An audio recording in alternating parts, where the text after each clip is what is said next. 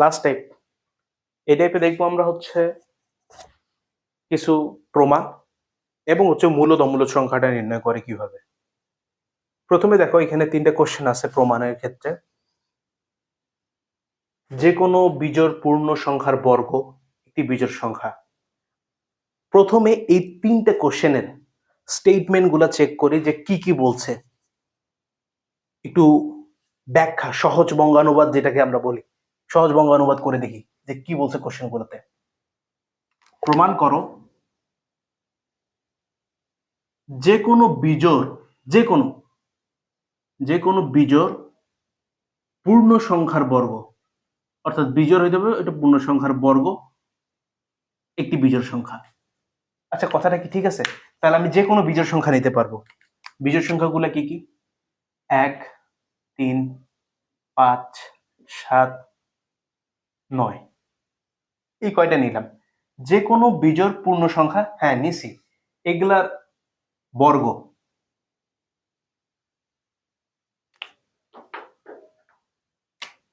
এগুলো যদি আমি বর্গ করি তাহলে যেটা পাবো সেটা হবে একটা বিজোড় সংখ্যা। আসলে দেখি বিজোড় সংখ্যা কি পাই কিনা। 1 এর বর্গ 1, 3 এর বর্গ 9, 5 এর বর্গ 25, 7 এর বর্গ 49, 9 এর বর্গ 81। আসলেই তো আমরা বর্গগুলো পাচ্ছি, একটা বিজোড় সংখ্যা নিছি আর বর্গ করলাম, পাইলাম একটা বিজোড় সংখ্যা। হ্যাঁ, তাহলে প্রথম স্টেটমেন্টটা ঠিক আছে। তাহলে এই প্রমাণটা যেটা বলছে সেটা যুক্তিসম্পন্ন। পরেরটা দেখি। প্রমাণ করো যে দুটি ক্রমিক জোড় সংখ্যার গুণফল 8 দ্বারা বিভাজ্য। দুটি ক্রমিক জোড় সংখ্যা, ক্রমিক জোড় সংখ্যা বলছে, দুটি ক্রমিক। তাহলে ক্রমিক জোড় সংখ্যার সিরিজটা কি? 2, 4, দুইটা নিতে বলছে, তাহলে 2, 4 নিতে পারি। 6, 8, 10, এখান থেকে যে কোনো দুইটা, প্রথম দুইটাই কাউন্ট করে নি। তাহলে এই দুইটার গুণফল,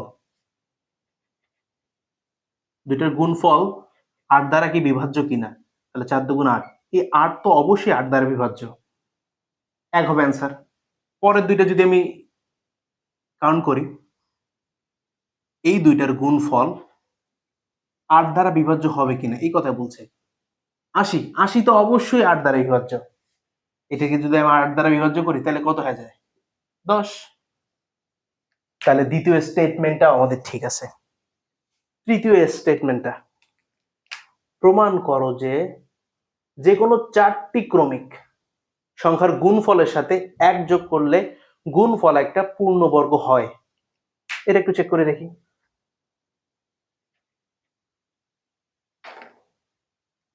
যে কোনো 4টি ক্রমিক, এখানে কোনো জোড় বিজোড় বলে নেই, বলছে ক্রমিক হয় কিনা। 1, 2, 3, 4, 5, যে কোনো 4টি ক্রমিক বলতে প্রথম 4টা নিলাম। এই 4টির গুণফলের সাথে আমি যদি 4টা গুণ করি, যদি 1 যোগ করি, যোগফল একটা পূর্ণবর্গ হবে। আসলে কি পূর্ণবর্গ হয়? এখানে যদি আমি গুণ করি, 3 এ 4 12, 12 দুগুণে 24, অর্থাৎ এখানে পাইলাম হচ্ছে 24, আর যোগ করতে বলছে 1, তাহলে হচ্ছে 25। হ্যাঁ 25 তো আসলে একটা পূর্ণবর্গ সংখ্যা। আচ্ছা অন্যান্য সংখ্যার জন্য ট্রাই করে দেখি আসলে কি পূর্ণবর্গ হয় কিনা। এরপরে যদি 4টা নিতাম, 5, 6, 7, 8 যোগ 1, তাহলে এখানেও তো পূর্ণবর্গ আসার কথা, তাই তো? দেখি এখানে পূর্ণবর্গ আসে কিনা। এটা যদি আমি গুণ করি, 5 into 6 into 7 into 8, 1680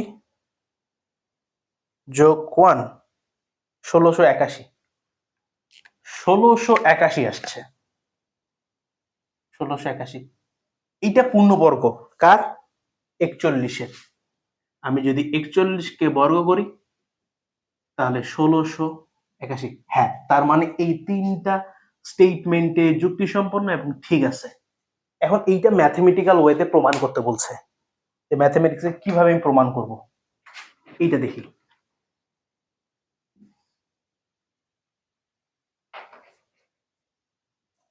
তাহলে প্রথমে আরো কিছু বিষয় জানি নেই, তাহলে প্রমাণটা আমাদের বুঝতে সহজ হবে। আচ্ছা, এই জিনিসগুলো কি জানো তোমরা? যদি জোড় সংখ্যা বলে, শুধু জোড় সংখ্যা বলো যে একটা জোড় সংখ্যা লিখে দেখাও তো, তাহলে আমি কি এই সাংকেতিক রূপটা চিনি 2n? যদি বিজোড় বলে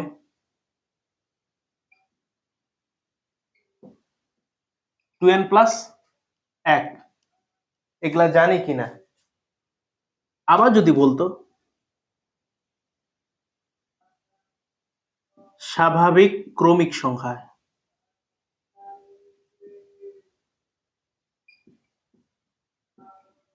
স্বাভাবিক ক্রমিক সংখ্যা যদি বলে, তাহলে সিকোয়েন্সটা কি হয়? সিকোয়েন্সটা জানি আমরা, n হয়, কমা n plus 1, n plus 2, n plus 3, এইভাবে ক্রমান্বয়ে চলতে থাকে। দেখ স্বাভাবিক সংখ্যার সিরিজ বলে। যদি বলে স্বাভাবিক জোড় সংখ্যা, স্বাভাবিক না, শুধু জোড় সংখ্যা, জোড় সংখ্যার ক্রমিক,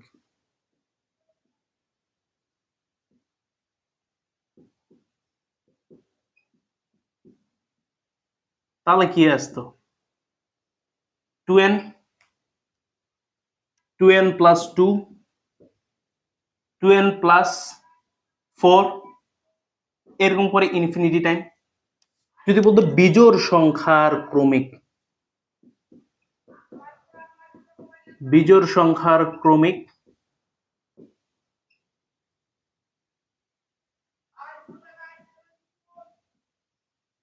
বিজোড় সংখ্যার ক্রমিকটা কি হবে? 2n plus 1, 2n plus 3, 2n plus 5, এইভাবে ইনফিনিটি টাইম চলতে থাকবে, তাই না? বাইরে থেকে প্রচুর শব্দ আসতেছিল। এখন এখানে আরেকটা স্টেটমেন্ট মনে রাখো, এইগুলো তো জানোই তোমরা, যে দুইটি সংখ্যার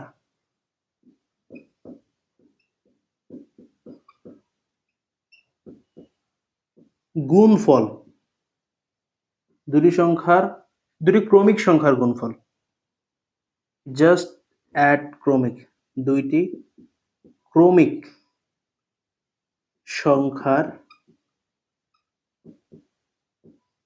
গুণফল জোড় সংখ্যা হয়। এটা কি জানো? এখানে কিন্তু স্বাভাবিক ক্রমিক সংখ্যা কিন্তু ইন্ডিকেট করছে, জোড় বা বিজোড় না। তাহলে কোন সিরিয়ালটা হইতো? এই সিরিয়ালটা। এখানে দুটি ক্রমিক সংখ্যার গুণফল, আমি যদি ধরি n এবং আরেকটা কি n প্লাস 1, এটা তো স্বাভাবিক ক্রমিক সংখ্যা, এইটার গুণফল যদি করি, তাহলে আউটপুটে যে রেজাল্টটা আসবে, একটা আসবে জোড় সংখ্যা। এই যে কোনো জোড় সংখ্যা কি 2 দ্বারা বিভাজ্য না? 2 দ্বারা বিভাজ্য হয় কিনা? এটা হয় কিনা? আচ্ছা, এতটুকু কি বুঝছি? যে কোনো একটা উদাহরণ নেই, আমি এখানে n এর জায়গায় যে কোনো মান নাও, 1 নিতে পারো, 2 নিতে পারো, 3 নিতে পারো, 4 নিতে পারো, 5, যে কোনো মান। আমি প্রথমে 1 দিয়ে দেখাই, 1 ইন্টু 1 প্লাস 1, তাহলে কত আসতো? 1 1 2, তাহলে 2 1 কে 2। এই 2টা কি জোড় সংখ্যা না? তাহলে এটা কি 2 দ্বারা বিভাজ্য কিনা? Just answer yes or no. Second ক্যাটাগরিতে আমি যদি এখানে নিতাম 2 ইন্টু 2 প্লাস 1, তাহলে কত আসতো? 3, 3 দুগুণে 6, এই 6 কি একটা জোড় সংখ্যা না? এটা কি 2 দ্বারা বিভাজ্য কিনা? এটা করা যায় কিনা? অবশ্যই যায়, অবশ্যই যায়। এখন আমি যদি জাস্ট এইখানে একটা 4 দ্বারা গুণ করতাম শুরুর দিকেই, এই পার্টিকুলার জিনিসটার সাথে আমি যদি 4 গুণ করতাম ঠিক এখানেও, তাহলে সংখ্যা কি 8 দ্বারা বিভাজ্য হয়? আমি যদি এখানে 4 দ্বারা গুণ করতাম এই রেজাল্টের সাথে, 4 দুগুণে তখন এখানে কি হইতো, 8 হইতো। এখানে 4 দিয়ে যদি আমি গুণ করতাম 4 6 24 হতো। এই 24 আর 8 কি 8 দ্বারা বিভাজ্য নয়? অবশ্যই। 8 দিয়ে যদি এটা আমি ভাগ করি তাহলে 8 একে 8, এটাকে যদি আমি 8 দ্বারা ভাগ করি তাহলে হচ্ছে 3 আসতে 24, অ্যান্সার আসতেছে 3। তাহলে আমি একটা রূপ পাইলাম যে দুটি সংখ্যার গুণফল একটা জোড় সংখ্যা হয়। দুটি ক্রমিক সংখ্যার গুণফল একটা জোড় সংখ্যা হয় এবং এই জোড় সংখ্যাটা 2 দ্বারা বিভাজ্য।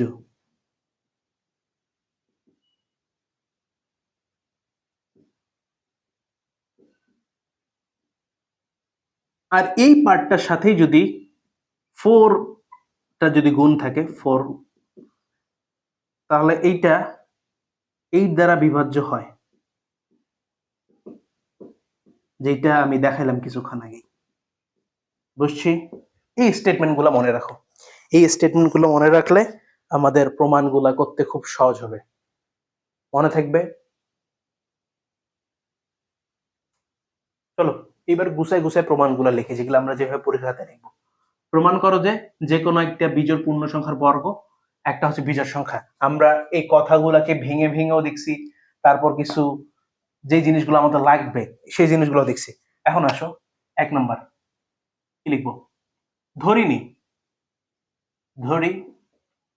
যে কোনো বলছে না, যে কোনো বিজোড় পূর্ণ সংখ্যা। ধরে নিলাম যে 2n + 1 একটি বিজোড় সংখ্যা। ধরি একটি বিজোড় সংখ্যা 2n + 1। আচ্ছা, এইটারে যদি আমি বর্গ করি, 2n + এর যদি বর্গ করি তাহলে একটা বিজোড় সংখ্যা পাবো। আচ্ছা, বর্গ করে দেখি বিজোড় সংখ্যা পাই কিনা। অতএব 2n + 1 এর বর্গ, তাহলে সূত্র পড়ে 2n² + 2 × 2n × 1 + 1², তাহলে 4n² + 1। এই দুটো পার্ট থেকে যদি আমি 4n কমন নেই তাহলে এখানে একটা n পড়ে থাকে, প্লাস এখানে 1 + 1। দেখো তো এই পার্টটা আমরা কিছুক্ষণ আগে দেখলাম কিনা। এই পার্টটা আমরা জোড় সংখ্যা দেখলাম না, যে এই পার্টিকুলার পার্টটা কি ছিল, যে একটা দুইটা স্বাভাবিক ক্রমিক সংখ্যার গুণফল একটা জোড় সংখ্যা হয়, অর্থাৎ তার সাথে আবার যদি 4ও গুণ করে দিই তাও একটা জোড় সংখ্যা পাবো। আমি এইখান থেকে একটা কনক্লুশন লাইন লিখতে পারি কি, যে অতএব 4n × n + 1 সংখ্যাটি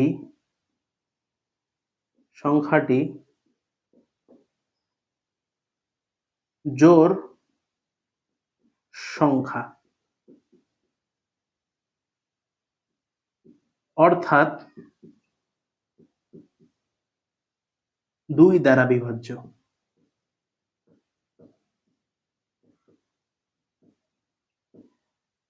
একটা যদি জোড় সংখ্যা হয়, যে কোনো একটা জোড় সংখ্যা কাউন্ট করো, 2 4 6 8, এইটার সাথে যদি আমি 1 যোগ করি তাহলে কি এটা বিজোড় সংখ্যা হয়ে যাবে না? হয় কি? 1 যোগ করলেই জাস্ট এটা বিজোড় হয়ে যায়, হয় কি? তাহলে এইটা যদি একটা জোড় সংখ্যা, তার সাথে যদি আমি 1 যোগ করি তাহলে ওটাই তো বিজোড় সংখ্যা। অতএব 4n × n + 1 + 1 সংখ্যাটি বিজোড় সংখ্যা। বুঝছি? এটাই চাইছে আমাদের প্রমাণ। দেখাও যে আউটপুট যেটা পাবো এটা বিজোড় সংখ্যা কিনা। তাহলে ওই স্টেটমেন্টটা আবার একটু লিখতে পারো এখানে, অর্থাৎ যে কোনো বিজোড় পূর্ণ সংখ্যার বর্গ একটি বিজোড় সংখ্যা। সম্পূর্ণটাই তুলবা। সংখ্যা প্রমাণিত।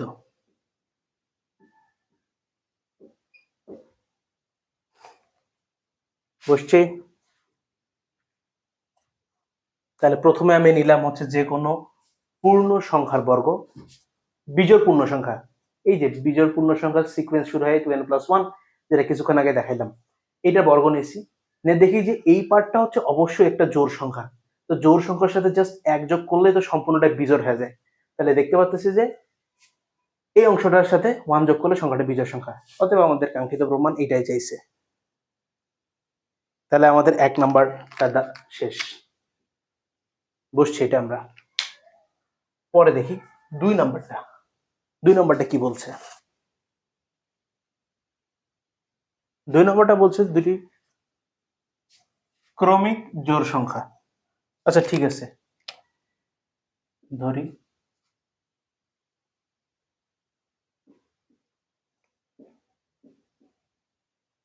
দুইটি ক্রমিক জোড় সংখ্যা। জোড় বলছে।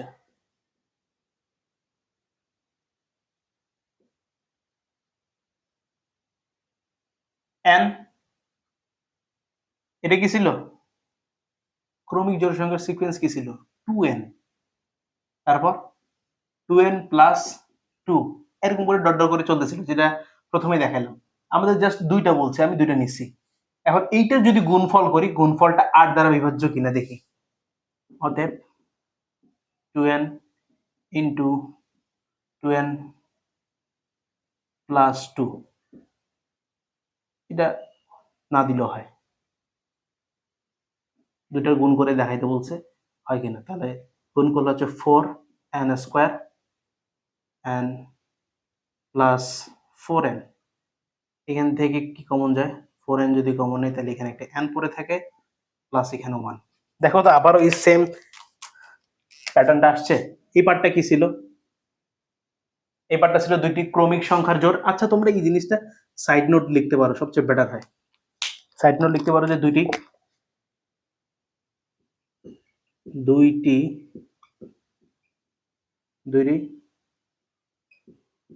ক্রমিক সংখ্যার গুণফল একটি জোড় সংখ্যা।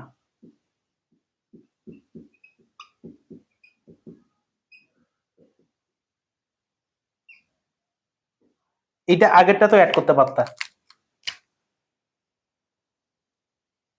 তাহলে এই পার্টটা হলো কি জোড় সংখ্যা। তাহলে আমি লিখি অতএব n ইন্টু n+1 সংখ্যাটি জোড় সংখ্যা যা 2 দ্বারা বিভাজ্য।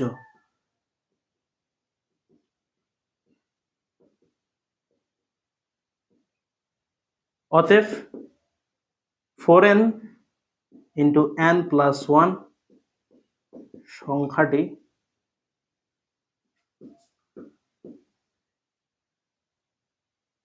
এই দ্বারা বিভাজ্য হবে।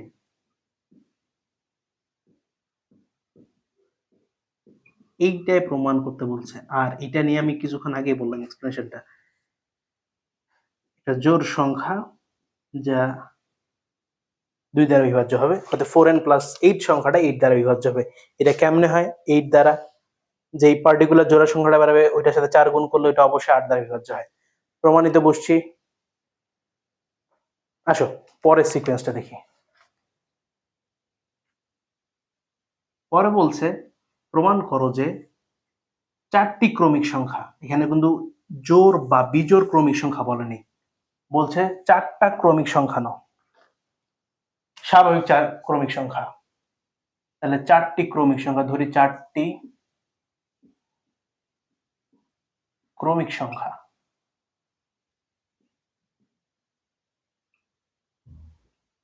n, n+1, n+2, n+3। নিছি। এখন বলছে কি গুণ করো, গুণফলের সাথে এক যোগ করো, n into n plus one into n plus two into n plus three plus one. এখন যোগফলটা পূর্ণবর্গ হয় কিনা এটা বলছে। যোগফলটা দেখো পূর্ণবর্গ হয় কিনা। আমি গুণের সুবিধার্থে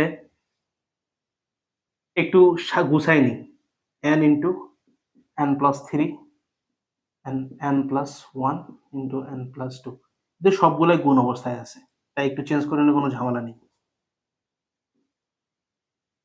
এটাকে এই দুটো গুণ করি তাহলে কত হয়, n স্কোয়ার প্লাস 3n আসছে,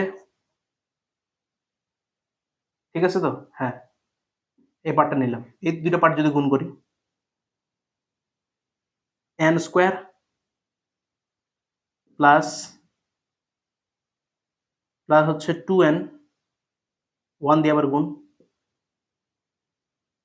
n 2 1 কে 2 প্লাস 1, এটা ছিল।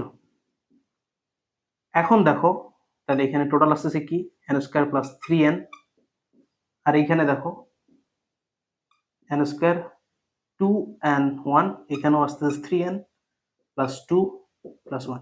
এখন এতটুকু পার্ট দুইটাতে সেম জিনিস আছে না, এই পার্টটুকু, তাহলে হিসাবে সুবিধার্থে n স্কোয়ার প্লাস 3n সমান a ধরে নিলাম। তাহলে a দ্বারা যদি রিপ্লেস করি তাহলে a into a plus 2 plus 1 লেখা যায়। এখন গুণ করে দিই, a square plus 2a plus 1 কি লেখা যায়, ফর্মুলা মিলছে একটা, a square plus 2 into a into 1 plus 1 square. এইখানে কি লেখা যায়, a plus b all square.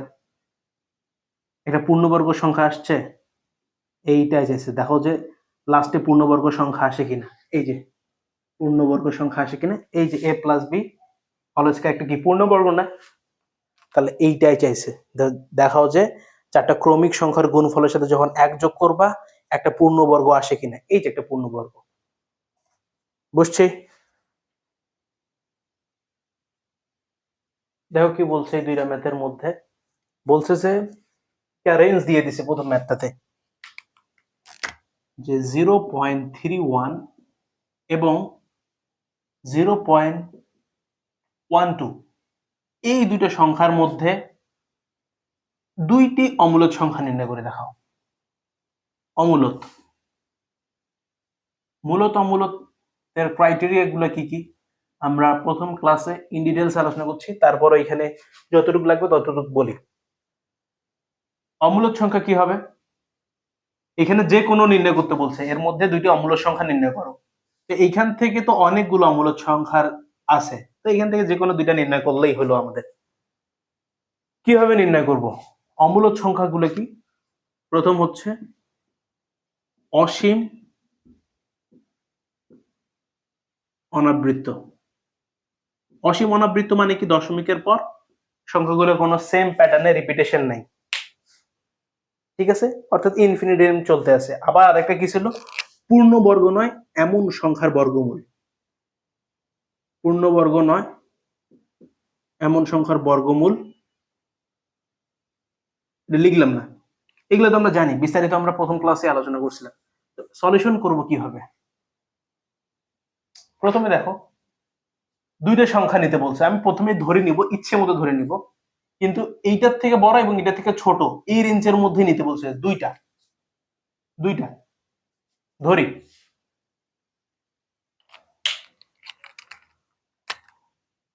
ধরি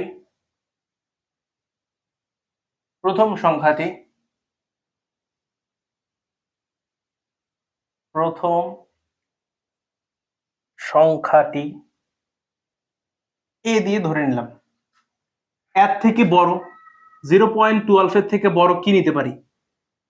0.13 নিতে পারি, 14 নিতে পারি, 0.15 নিতে পারি, 16 নিতে পারি। এর থেকে ছোট নেওয়া যাবে না কিন্তু, তাহলে একটু বড় নেই। তাহলে 0.40 নিলাম, 0.40। এবং এরপরে ফিক্সড করে কি রাখা যাবে? ফিক্সড করে রাখলে তো কি মূলদ হয়ে গেল।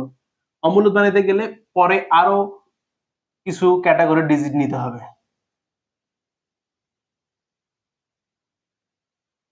অ্যাটলিস্ট কয়টা নিব এগুলা? টিচাররা দেখে যেন বুঝতে পারে যে যে আসলে এটা একটা অমূলদ সংখ্যা, এরকম কিছু ডিজিট দিতে হবে, 5টা হোক 7টা হোক, ইচ্ছে মতো। নিয়ে শেষের দিকে একটু ডট ডট, কারণ এটা ইনফিনিটি টাইম চলতে আছে, যেহেতু একটা অমূলদ সংখ্যা। দ্বিতীয় সংখ্যাটি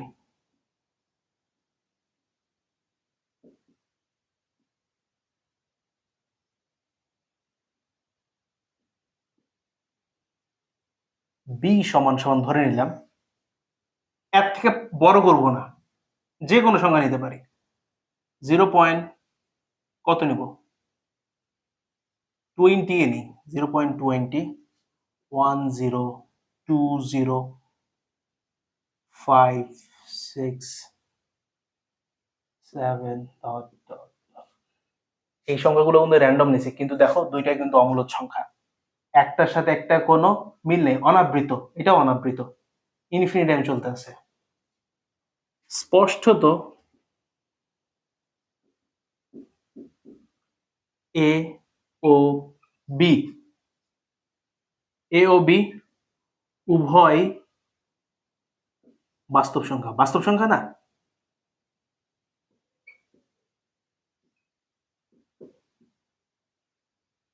বাস্তব সংখ্যা যা 0.12 থেকে বড় এবং 1.31 থেকে ছোট। অর্থাৎ এটা লেখা যায় কি, এটা হচ্ছে 0.12 থেকে বড় এবং 13 থেকে ছোট, ঠিক। বিটাও সেম।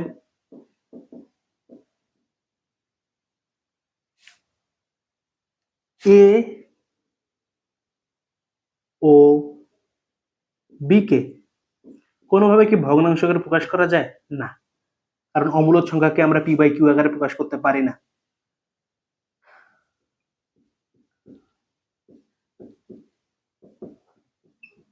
প্রকাশ প্রকাশ করা যায় না, অতএব এ ও বি একটি এ ও বি সংখ্যাদ্বয় অমূলদ সংখ্যা। এখন কারো যদি প্রশ্ন মনে হয় যে অমূলদ সংখ্যাটা কি, আমার আরেকটু বেসিক জানা দরকার, এবং কেন আমি এখানে ভগ্নাংশ আকারে প্রকাশ করা যায় না, এই কজটা লিখলাম। Please go back to the first class, তারপর ডেরিভেশন করো। তাহলে প্রথমে আমি বললাম কি, যে ধরে নিলাম প্রথম সংখ্যা এ একটা অমূলদ আকার দিছি, বি একটা অমূলদ আকার দিছি, দেখলাম যে উভয় বাস্তব সংখ্যা ঠিক আছে, এবং এটা এইটার মতো 0.12 থেকে বড় এবং 13 থেকে 0.31 থেকে ছোট, এগুলা কিন্তু ভগ্নাংশ আকারে প্রকাশ করা যায় না।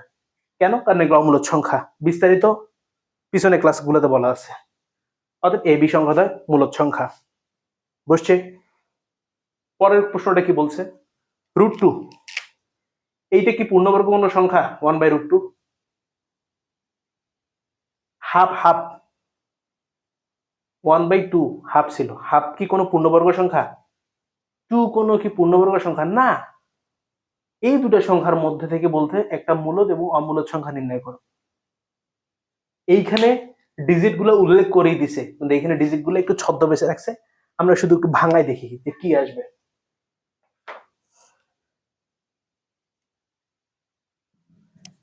তাহলে ক্যালকুলেটরে এই দুটা মান প্রেস করো, হাফ এর উপর রুট দাও এবং 2 এর উপর রুট দাও, দেখবা যে এই দুইটা সংখ্যা দিছে, দেখো আগের গুলার মতোই, কিন্তু এখানে এই আকারে দেওয়া ছিল, আমরা এই দশমিক আকারে বানিয়ে নিলাম।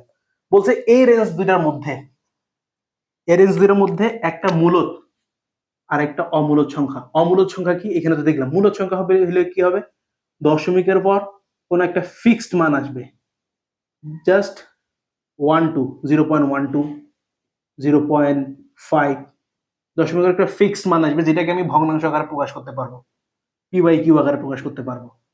তাহলে ট্রাই করে দেখি এগুলোর মধ্যে একটা মূলদ একটা অমূলদ সংখ্যা ধরি, এখানেও সংখ্যাগুলো র্যান্ডমলি নিব। এ এই রেঞ্জের মধ্যে এটা থেকে বড় হবে, 0.7 এর থেকে বড় হবে। প্রথমে একটা মূলদ নেই, মূলদ নিলে দশমিকের পর কি ফিক্সড হবে। আমি কি নিতে পারি, 0.8 নিতে পারি, 0.9 নিতে পারি, তারপর জাস্ট শুধু 1ও নিতে পারি, কারণ 1.4 এর থেকে তো ছোট। কোনটা নিতে পারি, তিনটা ক্যাটাগরি, তিনটাই নিতে পারি। মাঝখানটা নেই, 0.9 নিছি। এর কি ভগ্নাংশকে প্রকাশ করা যায় না, 1 বাই লেখা যায়, নিলাম। বি নাম্বারটা দেখো, এখানে নিতে পারি একটু ছোট, 1.2। পরেরটা কি বলছে, অমূলদ বলছে, তার মানে কি আমি এখানে ফিক্স রাখতে পারি না, একটু বেশি লিখতে হবে, 5, 2, 7, 8। এটা ইনফিনিট রেঞ্জ চলতে আছে, যেহেতু এটা মূলদ, একটা মূলদ নিতে বলছে আর একটা অমূলদ। মূলদ সংখ্যাটা ফিক্স রাখছি, আর এটা অমূলদ দেখে এটা ইনফিনিট টাইম চলতে আছে। তাহলে প্রথম সংখ্যাটি এখানে লিখতে ধরি, প্রথম সংখ্যাটি,